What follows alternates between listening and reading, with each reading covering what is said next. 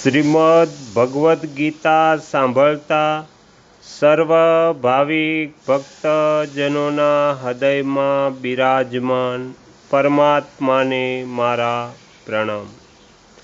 શ્રીમદ ભગવદ્ ગીતાના અત્યાર સુધીમાં આપણે 160 ભાગ સાંભળ્યા છે। આજે આપણે 161મો ભાગ સાંભળીશું। હરિ ઓમ। પાંચમા અધ્યાયના ત્રીજા શ્લોકનો અર્થ છે, હે મહાબાહો, જે મનુષ્ય ન કોઈનો દ્વેષ કરે છે અને ન કોઈની આકાંક્ષા કરે છે, તે કર્મયોગી સદા સંન્યાસી સમજવા યોગ્ય છે। કેમ કે દ્વંદ્વોથી રહિત મનુષ્ય સુખપૂર્વક સંસાર બંધનથી મુક્ત થઈ જાય છે। હવે આ શ્લોક પર સ્વામી શ્રી રામસુખદાસજી મહારાજે જે ટીકા લખી છે તે આપણે સાંભળીશું। મહાબાહો મહાબાહો, આ સંબોધનના બે અર્થ થાય છે। એક તો કે જેની ભુજાઓ મોટી અને બળવાન હોય, અર્થાત શૂરવીર હોય, અને બીજો અર્થ જેના મિત્ર તથા ભાઈ મોટા પુરુષો હોય। અર્જુનના મિત્ર હતા પ્રાણી માત્રના સુહૃદ ભગવાન શ્રી કૃષ્ણ, અને ભાઈ હતા અજાત શત્રુ ધર્મરાજ યુધિષ્ઠિર।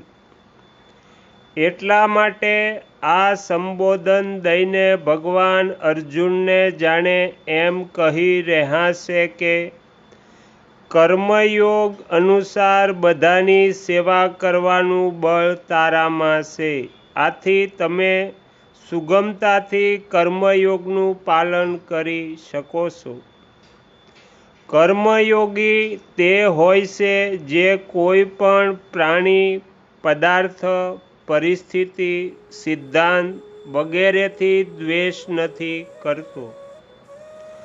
કર્મયોગીનું કામ છે બધાની સેવા કરવી, સહુને સુખ પહોંચાડવું। જો તેનો કોઈની પણ સાથે કિંચિત માત્ર પણ દ્વેષ હશે તો તેના દ્વારા કર્મયોગનું આચરણ સાંગોપાંગ નહીં થઈ શકે। આથી જેની સાથે કંઈ પણ દ્વેષ હોય તેની સેવા કર્મયોગીએ સર્વપ્રથમ કરવી જોઈએ। પ્રાણી માત્રના હિતના ઉદ્દેશ્યથી કર્મયોગીના માટે બુરાઈનો ત્યાગ કરવાનું જેટલું આવશ્યક છે એટલું ભલાઈ કરવાનું આવશ્યક નથી। ભલાઈ કરવાથી કેવળ સમાજનું હિત થાય છે, પરંતુ બુરાઈ રહિત થવાથી વિશ્વ માત્રનું હિત થાય છે। કારણ એ છે કે ભલાઈ કરવામાં સીમિત ક્રિયાઓ અને પદાર્થોનું પ્રાધાન્ય રહે છે, પરંતુ બુરાઈ રહિત થવામાં હૈયાનો અસીમ ભાવ મુખ્ય રહે છે। જો હૈયામાંથી ખરાબ ભાવ દૂર ન થયો હોય અને બહારથી ભલાઈ કરવામાં આવે તો એનાથી અભિમાન પેદા થશે, જે આસુરી સંપત્તિનું મૂળ છે। ભલાઈ કરવાનું અભિમાન ત્યારે પેદા થાય છે જ્યારે હૈયામાં કંઈક ને કંઈક બુરાઈ હોય। જ્યાં અપૂર્ણતા એટલે કમી હોય છે ત્યાં જ અભિમાન પેદા થાય છે, પરંતુ જ્યાં પૂર્ણતા હોય છે ત્યાં અભિમાનનો પ્રશ્ન જ પેદા નથી થતો। ઊંડાણથી જોવામાં આવે તો નાશવાન વસ્તુઓની સહાય વિના ભલાઈ નથી કરી દઈ શકાતી. જે વસ્તુઓ વડે આપણે ભલાઈ કરીએ છીએ તે વસ્તુઓ આપણી છે જ નહીં, ઉલટાની તેમની છે જેમની આપણે ભલાઈ કરીએ છીએ. પછી પણ જો ભલાઈનું અભિમાન થાય તો એ નાશવાનનો સંગ છે. જ્યાં સુધી નાશવંતનો સંગ હોય ત્યાં સુધી યોગની સિદ્ધિ નથી થતી. મેં ભલાઈ કરી એ અભિમાન બુરાઈથી પણ અધિક ભયંકર છે, કેમ કે એ ભાવ હુંપણામાં વસી જાય છે.